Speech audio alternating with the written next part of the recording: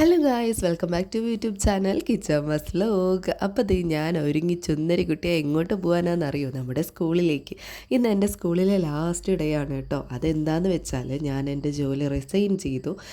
ഒരു സന്തോഷം വരുമ്പോൾ വേറൊരു വിഷമവും വരുമെന്ന് പറയുന്നത് കുറേയേറെ സത്യമാണ് കേട്ടോ. എനിക്ക് ഒട്ടും താല്പര്യമില്ലായിരുന്നു ഇവിടെ നിന്ന് റിസൈൻ ചെയ്യാൻ വേണ്ടിയിട്ട്.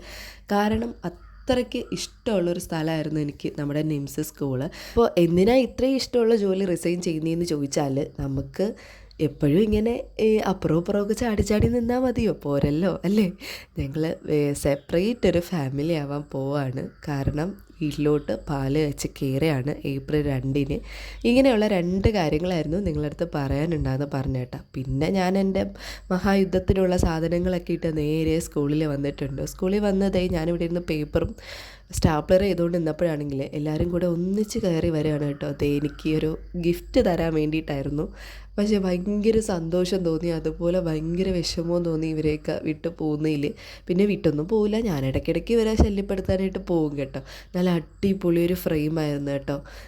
എന്തോ വല്ലാത്തൊരു സന്തോഷമായിരുന്നു. എൻ്റെ ലൈഫിൽ എനിക്ക് ഇത്രയും ഗിഫ്റ്റുകൾ കിട്ടുന്നത് സത്യം പറഞ്ഞാൽ ഈ സ്കൂളിൽ നിന്ന് ഞാൻ ഇറങ്ങുന്നു എന്ന് പറഞ്ഞു കഴിഞ്ഞപ്പോഴായിരുന്നു. പിന്നെ നമ്മുടെ സഫ്ന മിസ്സ് മാങ്ങ കൊണ്ടുവന്നായിരുന്നു. മാങ്ങ ഉപ്പിലിട്ട് മാങ്ങയും ഉപ്പും മുളകും ഒക്കെ ഞവടി കൊണ്ടുവന്നു. പിന്നെ എല്ലാവരും കൂടെ മാക്ക അത് കഴിച്ചു കേട്ടോ.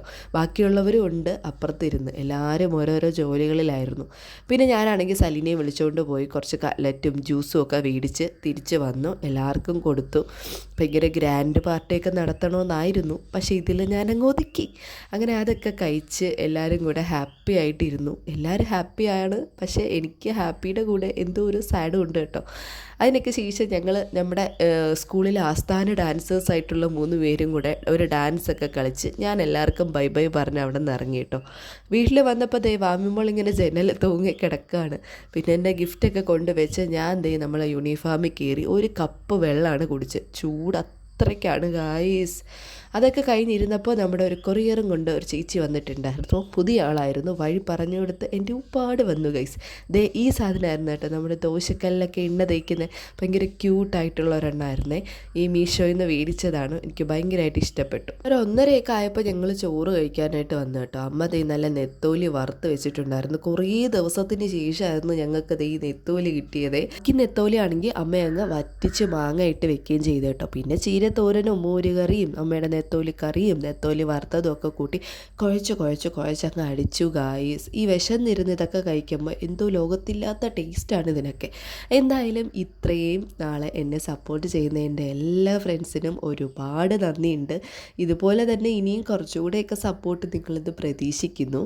പിന്നെ എന്താ പറയാനുള്ളത്, ഇനി റെഗുലറായിട്ട് വീഡിയോസ് ഇടണമെന്ന് ആഗ്രഹമുണ്ട്. ഇതുപോലുള്ള സപ്പോർട്ട് മുമ്പോട്ട് കൊണ്ടുവന്നാൽ ഇനിയും ഞാൻ വീഡിയോസ് ഇടും. പുതിയതായിട്ട് വീഡിയോ കാണുന്ന ആൾക്കാർ സബ്സ്ക്രൈബ് ചെയ്യാനും നിങ്ങളുടെ അഭിപ്രായങ്ങൾ കമൻ്റായിട്ട് ചെയ്യാനും മറക്കരുത്. അടുത്തൊരു ദിവസം പുതിയൊരു വീഡിയോ ആയിട്ട് കാണാം. ബൈ.